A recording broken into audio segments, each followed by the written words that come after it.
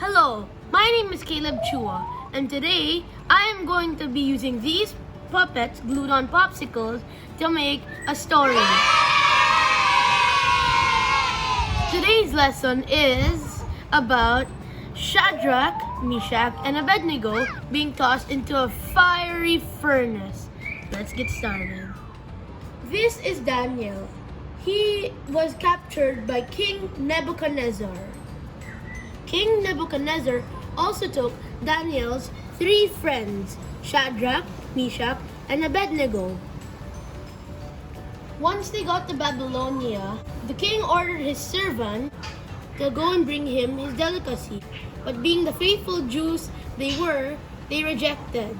And instead, they asked for healthy foods like fruits and vegetables.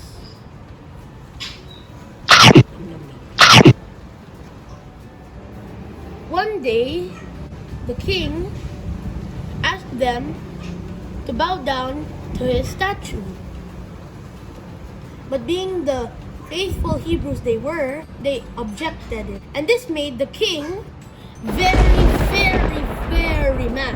And he said, "Throw them into the furnace. Make it 7 times hotter." the furnace is very big. But the 3 friends, trusting in God to protect them, walked in, but not even a single strand of hair on their head was singed. The king watched this the whole time, and he was like, "Praise the Lord of these 3 young men."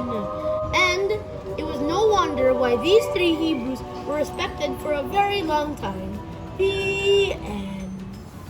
I'm truly amazed at how God protected Shadrach, Meshac, and Abednego from that huge fiery furnace. And I am also happy that King Nebuchadnezzar saw how God actually protects his people. And that's how King Nebuchadnezzar came to be a believer of the Lord.